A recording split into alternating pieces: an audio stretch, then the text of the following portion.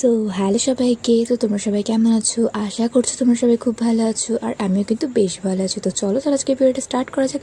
So আজকে কিন্তু আমি সকাল থেকে ভিডিওটা শ্যুট করে নিই, কারণ আমার ভালো লাগছিল না, তাই ব্যাস এর মধ্যে আর কোনো কিছু কারণ নেই। আর আজকে হচ্ছে বিকেলবেলাতে যাচ্ছিলাম আমার সব বন্ধু বান্ধবরা মিলে হচ্ছে কি কল্যাণী ব্রিজে।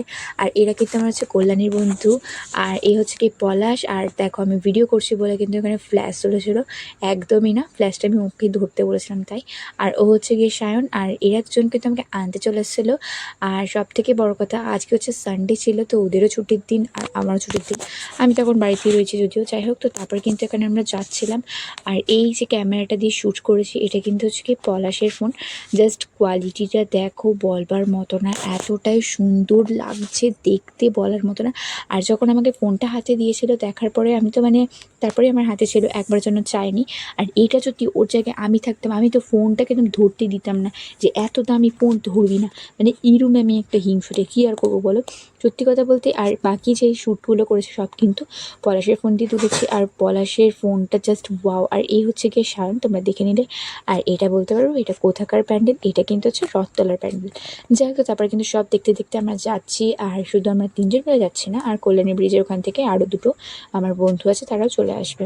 আর এখান দিয়ে আমরা যেতে যেতে কিন্তু আমি যখন ফার্স্টে ভিডিও করছিলাম, তো ভিডিও করতে করতে ভাবছি এই জিনিসটা কী, তারপরে ভাবছি হয়তো টোটোতে রয়েছে, তারপর দেখছি না, এইটা কিন্তু ব্রিজের নিচেতে এরকম তিনটে এরকম খাম্বা খাম্বা বলে, খাম্বাই তো বলে না, কী বলে আমি যাই না। তো এইটা দেখে এতটাই ভয় লাগছিলো বলার মতো না। আমি হচ্ছে যদি ভেঙে চুরে পড়ে যায় তাহলে কীরকম অবস্থা হবে। তো তারপরে মানে আমার মতো তো যত সব আগল পাগলের বুদ্ধি। তারপর কিন্তু এখানে ব্রিজে ঢুকতে গিয়ে তখন দেখছি এগুলো সব কনস্ট্রাকশনের যে কাজগুলো চলছে, সেগুলো সমস্ত কিছু এখানে সব ঝালাই ফালাই করে রেখেছে। যাই হোক, এটাই হবে বোধহয়, ওরা তো আমাকে এটাই বললো, তাই বললাম, বাকি আমি জানি না। আর আমি ব্লগ করতে করতে তুতলে যাচ্ছি, যাই হোক একটুখানি মানিয়ে গুছিয়ে নিও, যাই হোক কী আর করা যাবে।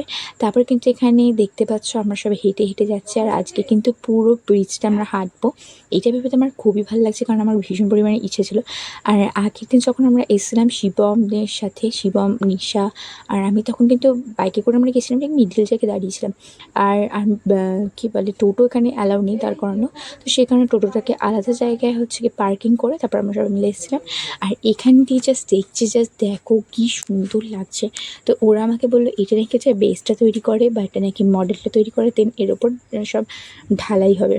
তো সেটাই দেখছিলাম। আর যেহেতু মানে এখান থেকে হেঁটে হেঁটে এসেছিলাম, তো সে কারণে সবটা দেখাতে আরও বেশি সুবিধা হচ্ছিলো।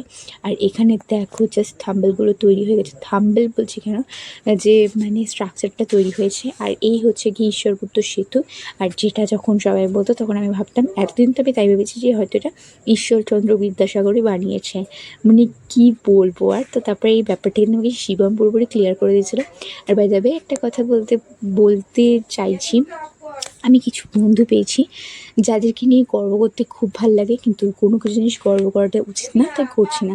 আমার যে কটা মেয়ে বান্ধবী আছে তাদেরকে বলবো না যে খারাপ বা কিছু, আছে অনেক কটা বন্ধু আছে, কিন্তু কিছু মেয়ে বান্ধবী আছে তাদের সাথে এখনও সম্পর্ক নেই। আসল কথা কী বলো তো, ছেলে বন্ধুদের সাথে না ঝগড়া ঝামেলা, অশান্তি, মারামারি, কামড়াকামড়ি যাই হোক না কেন, সেটা ক্ষণিকের জন্য। আর মেয়েদের কিছু হয় কি, সেটা সব মেয়েরা নয়, কিছু কিছু মেয়েরা আছে যারা ইগো হার্ট করে নেয় বা কিছু, তাদের জন্য আর সেরকম আর কথাবার্তাও বলে না বা কিছু, যাই হোক কী আর করা যাবে, যার যার পার্সোনাল ব্যাপার। আর এখানে আমি তাদের দোষ দিচ্ছি না, এখানে আমি নিজেকেই দোষ দিচ্ছি।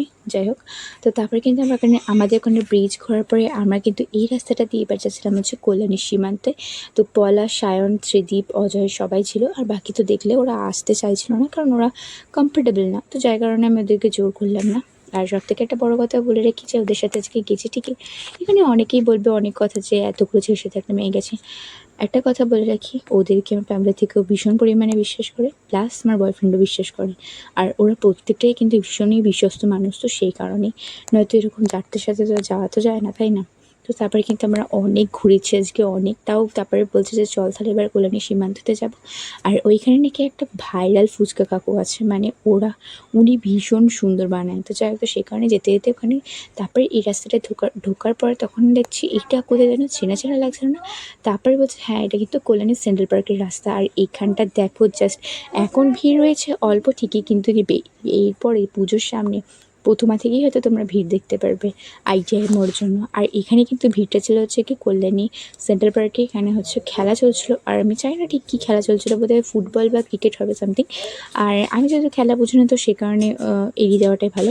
তারপরে কিন্তু এই হচ্ছে সেই কাকুটা, যা দোকানে নাকি দারুণ ফুচকা পাওয়া যায়, তো সবাই কিন্তু এখানে দাঁড়িয়ে ছিল। তারপরে এখানে আমরা ফুচকা খেয়েছিলাম, জাস্ট ওয়াও খেতে ছিল আমাকে বাড়ি দিতে এসেছিলো। দেন তারপরে এখানে দেখতে পাচ্ছ পুগলু ভেবেছে তুমি কিছু নিয়ে এসছো ওদের জন্য, কিন্তু না, ওর জন্য কিছুই নিয়ে আসেনি। তো যাই হোক, তো এই ছিল আজকে ভিডিওটা, কেমন লাগলো তোমরা জানিও। দেখা হচ্ছে একটা নেক্সট ভিডিওতে। যারা যারা আমার চ্যানেলটা এখনও সাবস্ক্রাইব করে তারা কিন্তু অবশ্যই করে দিও। সো বাই সবাইকে।